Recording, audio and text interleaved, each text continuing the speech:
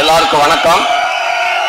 தம்பி ஒரு நிமிஷம் கொஞ்சம் அமைதியாரா, ஒரே நிமிஷம் தம்பியெல்லாம் சேது மாமா ஒரு நிமிஷம் கொஞ்சம் ஒரே நிமிஷம் என்ன சீரியஸாவே சொல்றது, அமைதியாருடா. ஆனா இது மாசுக்காக கலாய்க்கிறாங்கன்னு. அதாவது விடுத ஒரு நிமிஷம் தம்பி, ஒரு நிமிஷம் இருறா, ஒரே நிமிஷம் இருறா தம்பி, ஒரு நிமிஷம் இருறா. என் அன்பு தம்பி, இதத்தான் சொல்லக்கூடாது நேற்று ஃபுல்லா சொன்னேடா. சொல்லக்கூடாது, அமைதியா இருங்க, அமைதியா இருங்க. அந்த விடுதலைக்கு வந்திருக்கே சரி மாமா அண்ணன் என்னை வச்சு செய்யறாப்புல. நான் மாமா ரெடி ஆயிடுச்சா, இறக்கியாச்சா அப்படின்றாப்புல. இந்த வட்டம் இறக்கல மாமா, இறங்கிட்டாங்க மாமா.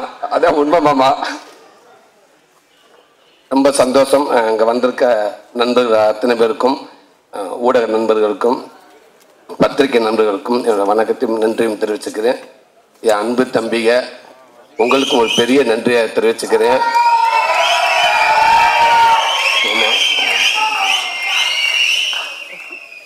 வெற்றிமாறன் கொடுத்த இந்த வாய்ப்பை ஒருவேளை தக்க வச்சிருவோம், கண்டிப்பாக அவள் ஈஸியாக விட்டுற மாட்டோம் அப்படின்ட்டு எனக்கு நம்பிக்கை வர பட்டமெல்லாம் நான் உங்களுடையது. உங்களை நினச்சிக்கிட்டு நான் நம்பிக்கையோட இருக்கேன். கொஞ்சம் தரமாக இழுத்துட்டு போயிடுவாங்க அப்படின்னு. ரொம்ப நன்றிங்க தம்பி. மேடையில் இருக்க கார்டன் டீம், என்னோட குடும்ப உறுப்பினர்கள் அத்தனை பேருக்கும் நன்றி.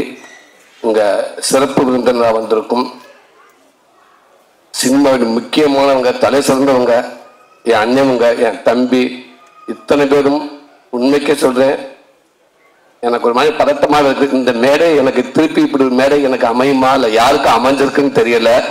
அப்படி ஒரு மேடை இது. இந்த மேடைக்கு கிடைச்ச மிகப்பெரிய ஒரு மரியாதையாக நினைக்கிறேன். இந்த படத்துக்கு கிடைச்ச மிகப்பெரிய ஒரு மரியாதையாக இருக்குன்னு நினைக்கிறேன். ரொம்ப ரொம்ப ரொம்ப நன்றி. ரொம்ப சந்தோஷமா இருக்குது. வெற்றிமாறன் இன்னைக்கு ஒரு கதை, இங்க இருக்க இந்த விசில், இந்த சத்தம், இது எல்லாமே அவருக்கு மட்டும் சேரும். விடுதலைக்கு முன் விடுதலைக்கு பின் அப்படின்ற மாதிரி லைஃப் ஆயிடுச்சு.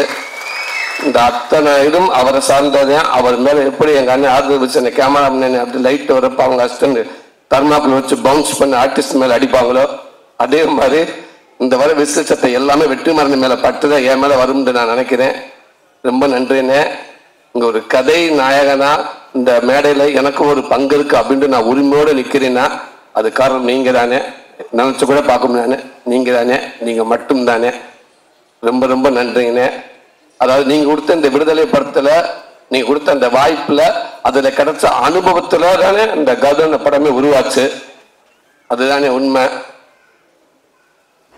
மறக்கவே மாட்டேனே. ரொம்ப ரொம்ப நன்றிங்கண்ணே. அடுத்து என் அன்பு மாமா சேது மாமா, எப்பவுமே எந்த ஒரு நேரத்தை, அதாவது இன்னைக்கு இருக்கிற அவர் இருக்கிற இடம் தெரியும் எல்லாத்துக்கும்.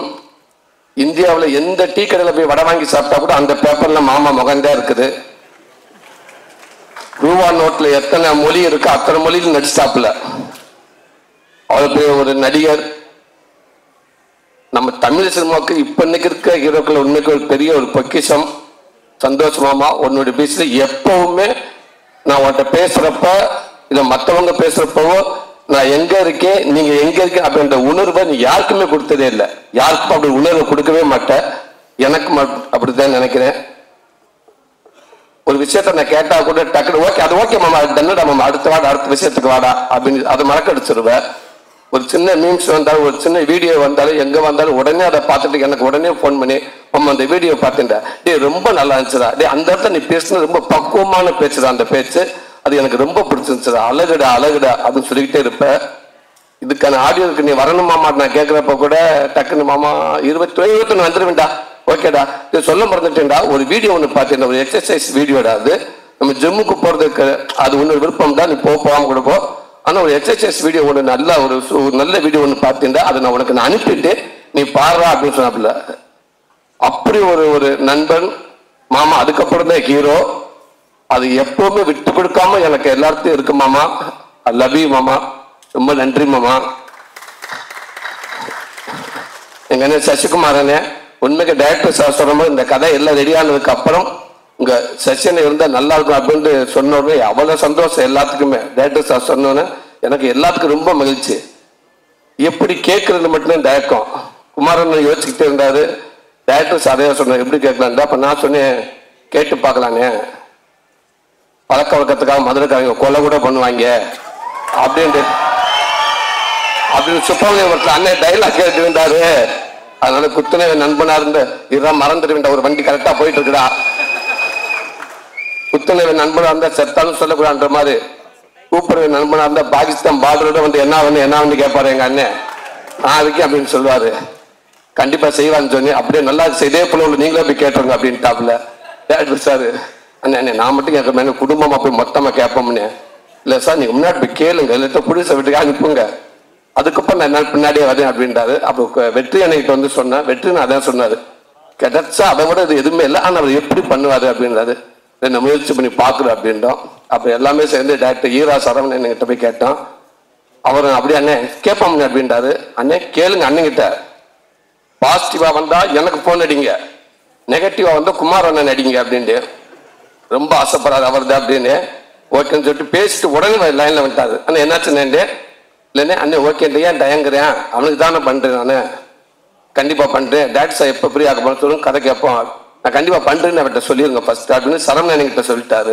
அவரு என்கிட்ட சொல்லிட்டாரு, சும்மா ஃபார்மாலிட்டே கதை கேட்டாரு. அவரு கேட்டு ரொம்ப சூப்பரா இருந்தாரு. அதுக்குள்ள குமாரன் அண்ணன் சசிகுமாரன் சொன்ன மாதிரி திரும்பி குமாரனை கூப்பிடலாம்னு சொல்றதுக்குள்ள பின்னாடி பார்த்தா பழத்தட்டு அது இது விலைக்கு போய் டக்குன்னு தட்டை கொடுத்து ஆளை கூப்பிட்டு எங்க இருந்து அந்த கேமராமேல வந்தாங்கன்னே தெரியல, எங்க வச்சிருந்தாங்கன்னே தெரியல, டக்குன்னு கூப்பிட்டு போட்டோ கொடுத்தாங்க, வெளியில ட்விட்டர்ல போட்டலாமான்னு.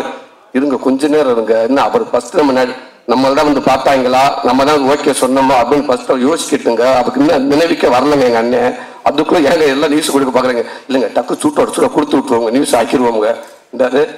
ரொம்ப நன்றிண்ணே.